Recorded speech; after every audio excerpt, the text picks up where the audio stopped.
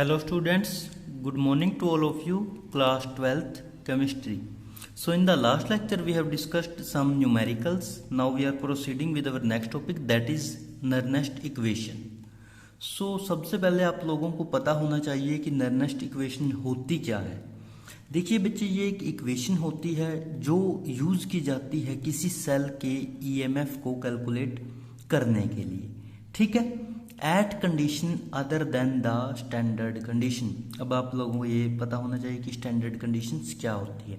देखिए हमारे पास जब हम कोई भी सेल को पढ़ते हैं तो दो टाइप की कंडीशंस होती है, एक होती है स्टैंडर्ड कंडीशन और एक होती है कोई भी कंडीशन अदर देन स्टैंडर्ड। तो स्टैंडर्ड कंडीशन बच्चे वो होती है जब हमारे पास गैस कांस्टेंट हो, टेम्परेचर 298 हो, ठीक है, जब नॉर्मल कंडीशन उसने दी हुई हो। और दूसरी कंडीशन होती है जो स्टैंडर्ड से अलग होती है, ठीक है। तो अब हम देखते हैं नर्नेस्ट इक्वेशन। देखिए क्या कहता है इस इक्वेशन में ये कि when the concentration in a cell is 1 molar, कि जब किसी सेल के अंदर जो कंसंट्रेशन है वो 1 मोलर होती है और जो टेम्परेचर है वो 298 केल्विन होता है, तब जो इलेक्ट्रोड पोटेंशियल होगा उसे हम बोल देंगे स्टैंडर्ड इलेक्ट्रोड पोटेंशियल, ठीक है। यानी कि एक नंबर की डेफिनेशन मिल गई आप लोगों को कि स्टैंडर्ड इलेक्ट्रोड पोटेंशियल क्या होता है, जब किसी सेल की जो कंसंट्रेशन है वो 1 मोलर हो और जो टेम्परेचर है 298 हो, ठीक है बच्चे। अब हम देखते हैं नर्नेस्ट इक्वेशन। कहता है let us suppose a metal rod M is present in the contact with its own ion Mn positive. देखिए नर्नेस्ट इक्वेशन को समझने के लिए, पढ़ने के लिए आप लोगों को एक मेटल की रोड कंसिडर करनी पड़ेगी, ठीक है, जिसे हम M लेके चल रहे हैं और वो उसी के आयंस के साथ कांटेक्ट में है। देखिए हम एक जर्नल इक्वेशन लिखते हैं, ये है हमारी नर्नेस्ट equation for half cell.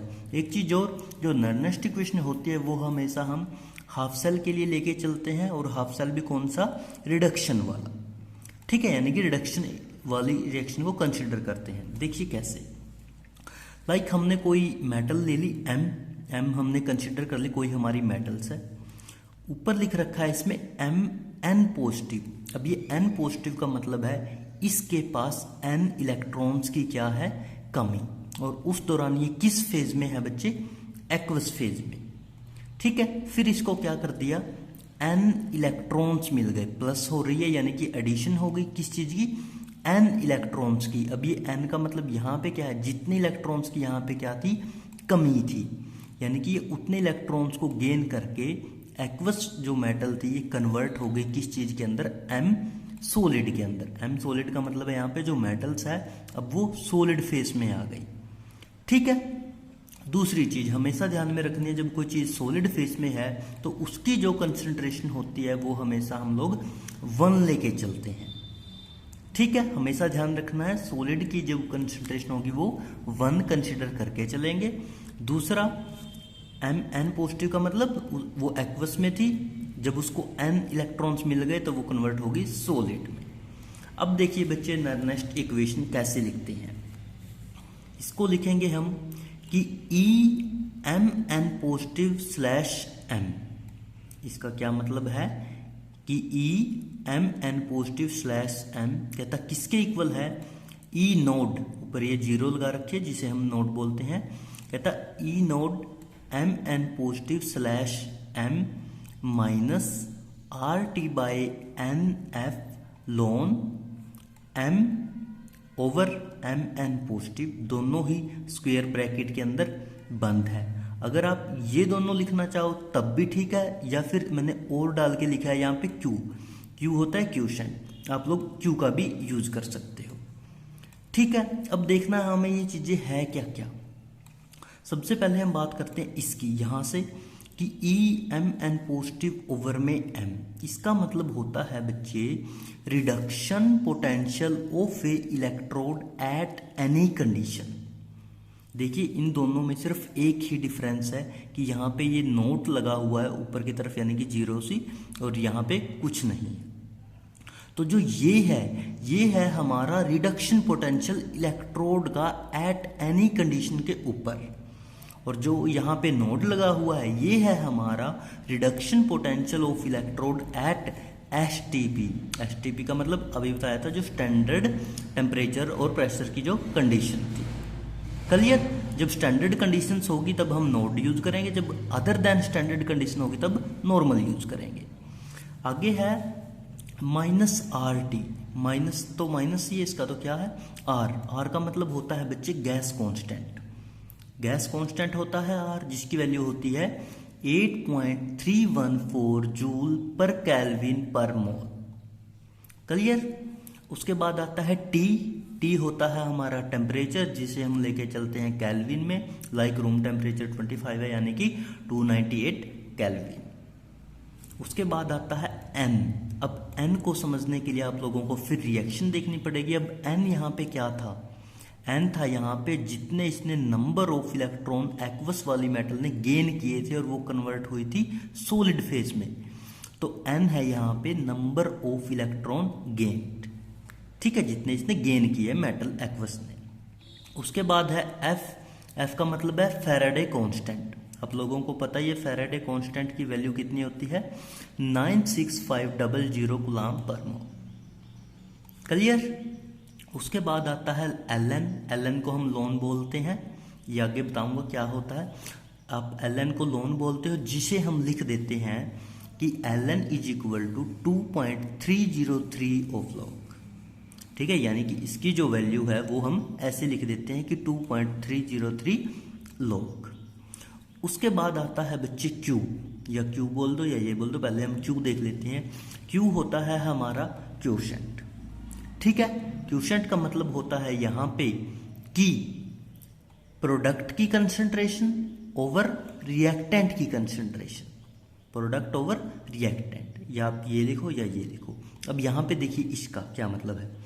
M क्या है यहाँ पे है, एम सॉलिड फेज में।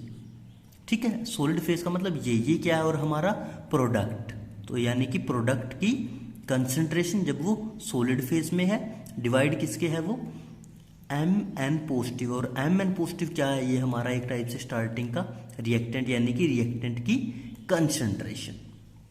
क्लियर? तो एक एक इक्वेशन हर चीज का हमें पता लग गया। अब हम थोड़ा सा आगे बढ़ते हैं। आगे कहता है ये कि जो नर्नेस्ट इक्वेशन है उसका यूज क्या है और क्या नहीं। कहता it is use to calculate the EMF of the cell at condition other than the standard condition. हमने पहले ही बताया था कि जो नर्नेस्ट इक्वेशन है उसका हम यूज करते हैं ईएमएफ को कैलकुलेट करने के लिए किसी सेल के, बस अदर देन स्टैंडर्ड कंडीशन से, कि उस दौरान स्टैंडर्ड कंडीशन ना हो। ये देखिए हमने नॉर्मल कोई भी और कंडीशन लिया अदर देन स्टैंडर्ड। क्लियर? और जो नर्नेस्ट इक्वेशन होती है वो हम हाफ सेल के लिए यूज करते हैं, और हाफ सेल भी कौन सा, रिडक्शन हाफ सेल। क्लियर है बच्चे यहां तक? उसके बाद आप लोगों ने एक टर्म और पढ़ी होगी, दैट इज इक्विलिब्रियम कांस्टेंट। अब इक्विलिब्रियम कांस्टेंट होता क्या है, ध्यान से समझना। इक्विलिब्रियम कांस्टेंट भी हमें क्या बताता है कि प्रोडक्ट की कंसंट्रेशन ओवर में रिएक्टेंट की कंसंट्रेशन। ठीक है, इक्विलिब्रियम कांस्टेंट भी क्या बताता है कि प्रोडक्ट की कंसंट्रेशन। देखिए जो स्क्वायर ब्रैकेट है ये शो करती है यहाँ पे कंसंट्रेशन, यहाँ पे भी हमने स्क्वायर ब्रैकेट इसी वजह से यूज की है, ये हमें कंसंट्रेशन शो कर रही है। ठीक है, तो इक्विलिब्रियम जो कांस्टेंट है वो है प्रोडक्ट की कंसंट्रेशन ओवर में रिएक्टेंट की कंसंट्रेशन।